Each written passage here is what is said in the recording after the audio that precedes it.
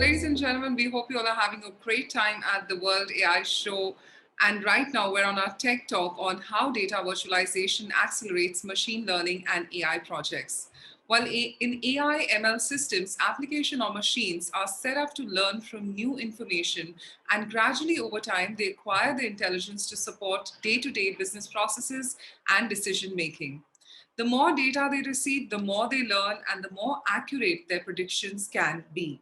However, extracting data from multiple sources and then replicating it to a central repository is the old and inefficient way. This approach results in 80% of the project time being spent on data acquisition and preparation tasks. While the data virtualization is a modern data integration technique that integrates data in real time without having to physically replicate it. It can seamlessly combine views of data from a wide variety of different sources and feed AI ML engines with data from a common data services layer. In this session, you will learn how data virtualization delivers data in real time and without replication, how data virtualization can be used for data ingestion and manipulation. Customer Story, a global brand, leverages data virtualization to accelerate its AI project. Well, for this section, we're joined by Alex, Senior Director, Partners, Channel Sales and Business Development, APAC, Denodo, joining us. Well, Alex has over 20 years of experience in IT and building teams to drive fast-growing businesses. Also, he has a deep expertise in working with customers and partners for joint benefits. Thank you so much, Alex. With this, I now welcome you officially to the World AI Show. It's great having you. Hope you're doing well. Thank you for joining us. Okay, thank you, Bhavana, for the introduction, and welcome everybody. Thanks for joining our session today. And as we just heard in the introduction, we'll talk a little bit about how data virtualization can help you in your AI and machine learning projects. As we have very little time, I'm not going to go through in detail now through the agenda over here. Just to start the conversation, I think you have seen statements like that. Majority of data science projects fail, they never make it into production. And there's a whole bunch of reasons why this happens. This can be a not strong project management, that can be not a clear definition of the targets. But one of the things we see a lot of times is really the problem with data. Data meaning access to data, not using the right data, the data not being clean, the data not being relevant. A whole lot of different aspects around data actually play a major role for the success.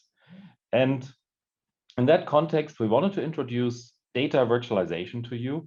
Data virtualization is a technology, is a middleware layer that really connects your data sources that you see in the screen at the bottom and your data consumers at the top.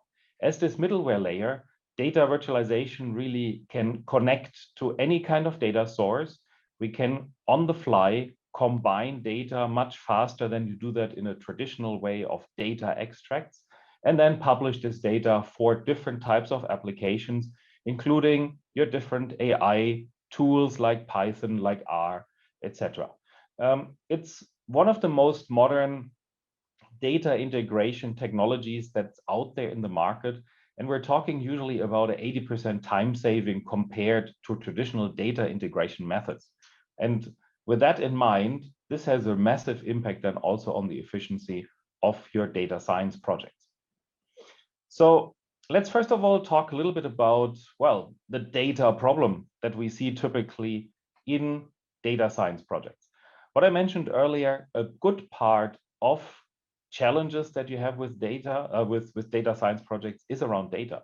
One of the reasons for that is also because the majority of your work as a data scientist is related to data.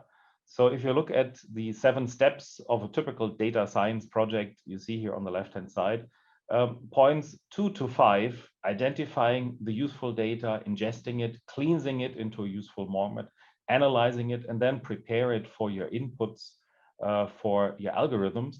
That is a big chunk of your work. Actually, then only number 6 is really that part of training and finalizing your algorithms.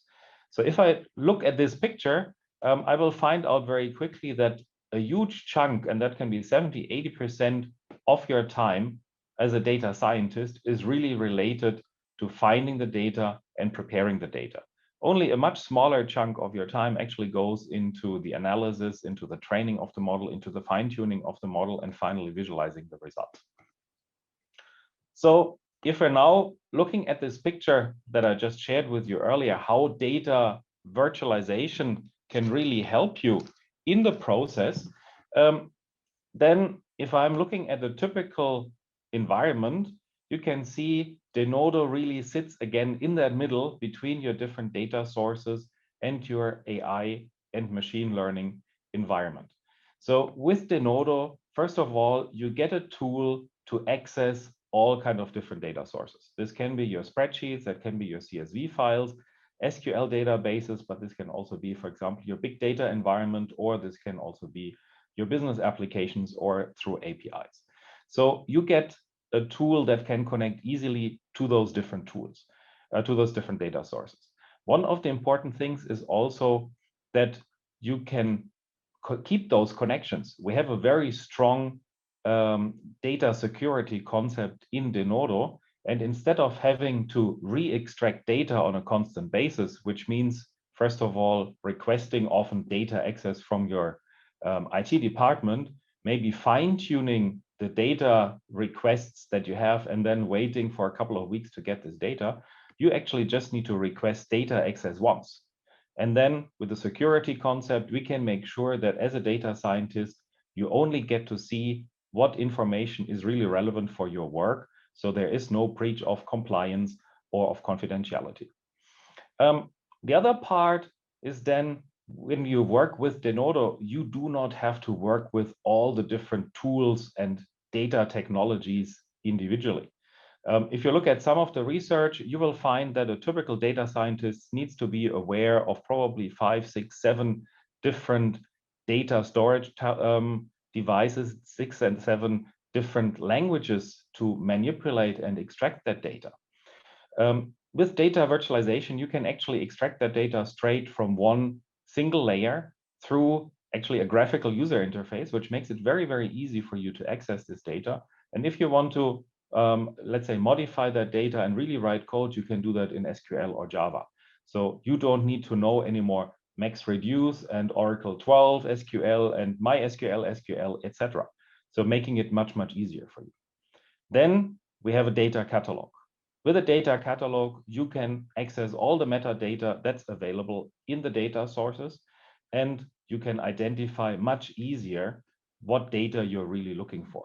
You might have 5, 6, 7, 8 fields, which are all called revenue or ref or something like that. With the data catalog, you can add actually a business semantic layer. You can see the business definitions that are associated to these different data sources, which makes it much more relevant for you to identify the right data that you want to use. Then we have, with a Denodo layer, actually a centralized layer for storing a data model. So you can actually build one common data model that can be reused on one side in your project, but also across the different teams and colleagues and departments. So instead of having to rewrite again and again SQL statements and share them individually or store them on your laptop, you can actually create data models that are relevant for not only you, but for the whole department or for the whole organization, and they can be reused, reducing on one side the proneness for errors, but also the overall efficiency goes up. And then obviously that data can be made available to the different tools, can be a Python, can be R, can be your notebook, etc. So it's a very, I would say, easy way to get data to your machine learning algorithms compared to the traditional world where you extract data, create CSV files, upload them into your models, and then in 2 weeks' time, you might have to do the same exercise again. So let me share with you one of our customer successes. This is with a company called Prologis. Prologis is one of the largest real estate companies in the world. They have thousands of warehouses, so physical warehouses, where they store items like, for example, for Amazon. And they have been using Denodo actually in a number of ways. One of them was also actually to leverage it together with Snowflake and move their data from a physical data warehouse into a cloud warehouse. But they have also used Denodo for their data science projects. And I'm just sharing with you the picture here. So first of all, it was really about getting, first of all, the right data to the data scientists in their projects. And so you see they have here at the bottom a whole bunch of different data sources. This can be some, in this case, specific data sources for the real estate world, but also Salesforce, Snowflake, spreadsheets, etc. And what you see here with Denodo, you basically, first of all, build at the bottom this base layer or base views, which is really just a view of the databases itself. What you can then do is, in a very easy drag and drop user interface, actually create, in this case, different business objects, like, for example, the building object, the lease object, the occupancy object. And then these objects you can further combine to business entities or business units, like, for example, for occupancy information or for more detailed leasing experience, etc. And then what they had actually done is they created so-called starter pack. A starter pack is actually a base pack for different projects that they would run. So let's take, for example, the leasing starter pack. The leasing starter pack is really a base pack of data, but also, for example, algorithms and machine learning algorithms for any kind of leasing projects. So instead of having to start all from scratch when my boss comes to me and says, Alex, can you do maybe an analysis of what is the whatever best ratio occupancy versus square meters versus contract duration, I can use that leasing starter pack because this already contains information about maybe the leasing contracts, about the building, about the valuations of the project, and has also some of the initial analysis already built in. And then I can restart all of, and I can refine whatever I need to do in my particular project.